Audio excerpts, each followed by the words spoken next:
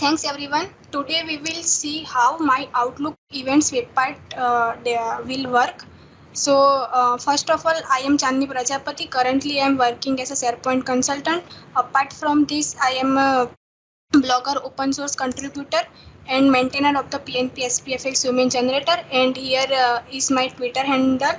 If there is any query, then you can reach out to me. About this sample. In this sample, it display current logged in users Outlook events, and yes, there are some important features like it will render events in two layout. One is a compact and another one is a film strip, and it provides the date range selection to the user. Like if it want to show like current week event or next 2 week event or a current month event and so on, and it will directly navigate to Teams if there is a Teams meeting, and it will also shows the single as well as multiple days event, and these all features are configurable. And in this web part, look and feel is same as the out of the box events web part. So let's see the demo. So I already added this web part in one page. So first of all, let me edit. So here for one is, first of all, this is a web part title. Then there is a date range selection. So like if I will select the all upcoming events, then it will shows the current year events. Then if I will select the this week, then it will shows me a current week event. Then if there is a next 2 week, then it will shows the 2 weeks events. Same for the current month and same for the quarter. Then there is a two layout. One is like compact and another one is a film strip. So in compact, we are asking to user how many number of events do you want to show. For example, if I will enter 2, then it will shows me 2 events. If I will enter 5, then it will shows me 5 events, but currently there is a 3 events only. So if I will select the current year, then it will shows the 5 events. So this is all about the demo. So now move to the code. First of all, folder structure. So main file is react my event webpart.ts. So in this file we will configure all the property pane configuration, and we will pass the properties to the main component. Then there is a component folder because it is a React based web part. So first file is for the properties, second one is for the state, and third one is for the styling, and fourth one is the react my event.tsx. So in this file, our main component will be rendered. Then there is a service folder, and in service folder there is a calendar service.ts file. So in this file we will create our service. Then there is a share folder, and inside this folder there is a component folder, and in this folder there are some common components, and these all components are coming from out of the box event web parts. Then main file is package solution.json. So first of all, we are using Graph API. So we have to add calendars.read scope in web API permission request. Then calendar service.ts file. So in this file we are calling Graph API to get the Outlook events. So for that I am calling the calendar view endpoint, and this endpoint we needed two parameters, start date and end date, because we are using date range. So we need a start date and end date as a parameter.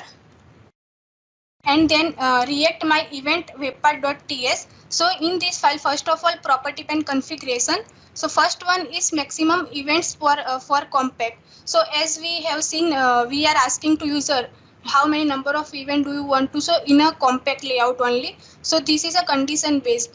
If there is a compact layout, then we will ask to user to get number of event want to show. Then another properties are like first one is webpart title, then second one is date range. So in this we are using property pane drop down. Then third one is a layout. So here we are I am using property pane choice group. Then render method in same file react my event webpart.ts. So here we are passing all the properties to our component.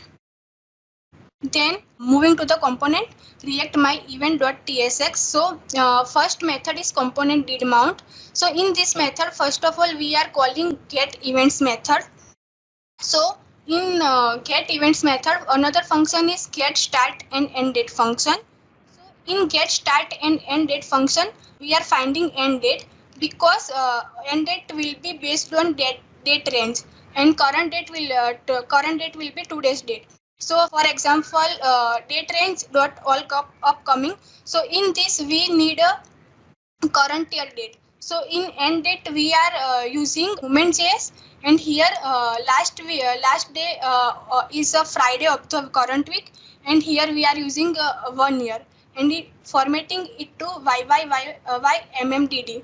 Then for example there is a current week, then here we are using Moment.js and end of the week, and here we are not adding anything. But if there is suppose next 2 week, then we are adding 2 weeks to the date. So and so on for the like month and quarter. Then get events method. So in this method we are calling our service which we are already created in calendar service.ts file. So here we are passing current date and end date, and in response if there is a data, then we will store data in a event state. If there is no data, then we will set a no events found message state, and if there is an error, then we will set state error message. Then main part is render the content. So here first of all we will check if there is an event or event length. If event length will be found, then first we will check the layout. If it will be a compact layout, then we will call the method render compact list. Otherwise we will render the film strip list. And if there is a suppose error message, then we will print the error message in message bar. And if, for example, and if there is a no event found, then we will print the no event found message state in the message bar. Now let's see these two methods, film strip and compact list. So first one is film strip list. So here I am using film strip layout. So this is a component which already created, and here we are mapping the event, and we will render each event in event card. So this is also component, and here some properties we have to pass like event, then is compact, then is edit mode, and so on. Then another one method is render compact list.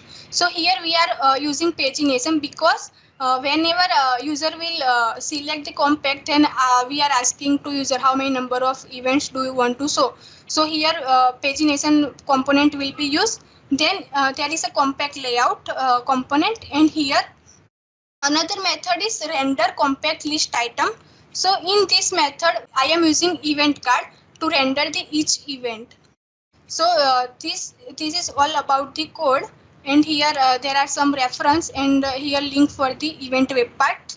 So thank you. I hope it will help you. Back to you, David. Awesome, Chandni. Thank you so much. Calendars are always popular, but always a little challenging. So really appreciate your efforts, and definitely you thoroughly thought this through. A lot of information. Hugo Bernier would be smiling on how you shared the code through your slides. Excellent job. Thank you so much.